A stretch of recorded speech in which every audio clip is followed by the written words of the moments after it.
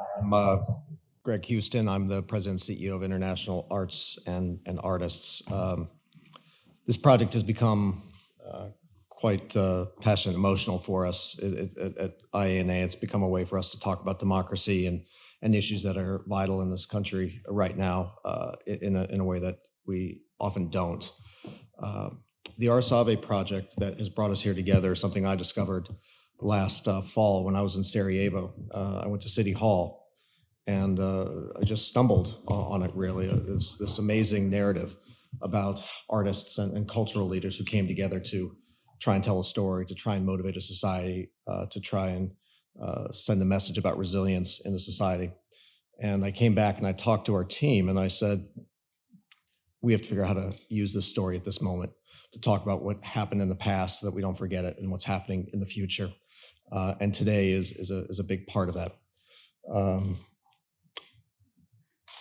There's a quote that I read when we were sort of preparing the dialogue around this a few months ago. It was from a prisoner in one of the concentration camps when an inspector went to see if there really were camps. And of course, the Milosevic army took them to a camp and they showed people eating and exercising and looking healthy. And they knew that it obviously was probably not the reality. And so the investigator asked the prisoner what conditions were like. And he said, "I do not want to tell any lies, but I cannot tell you the truth." And that was the only way he could express himself. If you want to find the truth, look to the arts. Right? Paintings, graffiti, music, poetry. Talk about just about all of that today. That is a way to express yourself when other ways are often impossible. And each piece of art, that over there is one, tells a story.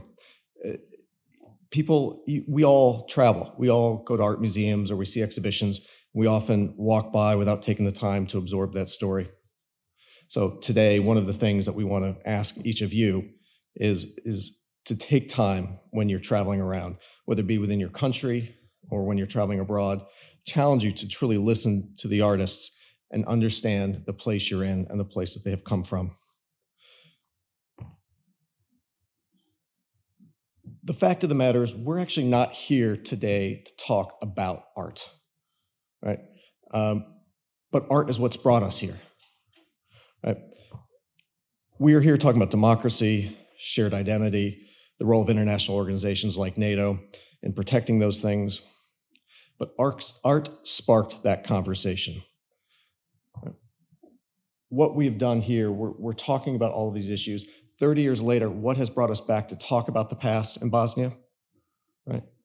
It's the art, it's the culture, that's what's endured. And if not, we probably wouldn't be here. We wouldn't be thinking about what happened in Bosnia 30 years ago at this moment. Right? And we wouldn't be thinking about how it impacts the world today and tomorrow. So let's understand that art is a very, very powerful tool. Right? The thing I'm going to leave you with today, before we turn it over to the panel, is,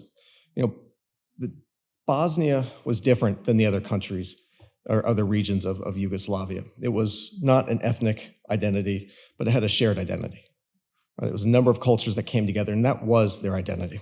Right? That is, frankly, why the Olympics were there in Sarajevo in '84 to talk about this is where the cultures in this part of the country can come together. This is where we allow free expression, open expression. We talked about the biennales that came out of it. Bosnia was the true sort of embodiment of what they wanted the experiment to be. And because it didn't have that ethnic identity, the aggressors thought it had to be erased. That's happening today.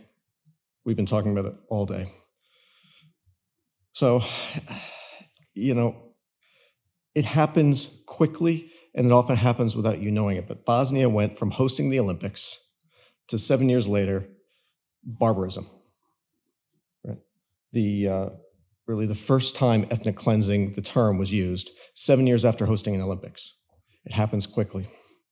And I think if I leave you with one thing today, it's to think about the rise of nationalism and the connection to democracy. We know that free and fair elections, even if it results in nationalist government, is democracy.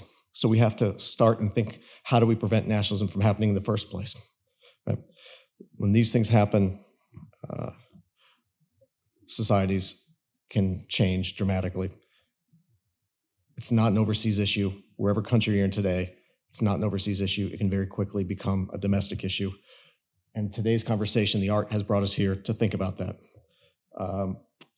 As we move into the second half of the program, just to thank a few people.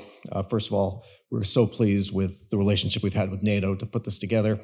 Raquel is our program officer, and Lucrezia Saponenza was the visionary. She's no longer with NATO, but if it wasn't for her, this project probably wouldn't have found legs, because it is a little bit different from what they normally get involved with, but I hope it's a very special thing for them. SIPA and the Bush School, both of you have been great partners in sharing this vision that we had last year and bringing it to fruition. I'd be remiss if I didn't thank a few people who came out with us today. Bart Oosterveld from my board, who you heard earlier, who has just had to fly back. Jake Goshong from Playing for Change Foundation, who you'll hear later. We had an amazing conversation at the UN General Assembly and realized your mission, our mission, what we're doing here, all feeds into the same outputs and impact. I can't wait for you to hear him. And Lisa DoCanto, who's going to moderate a session later today. And of course, Renato Morocco. His vision has pulled all of these pieces together. From TAMU, Yvonne, Mary, Michael, thank you for what you've done. And Corey, who is not here, but the real architect of this has been Corey, and we're sorry to miss her, but we will do this again, I hope. One bit of business to take care of for questions. Ideally, everybody has a program that they picked up on the way in.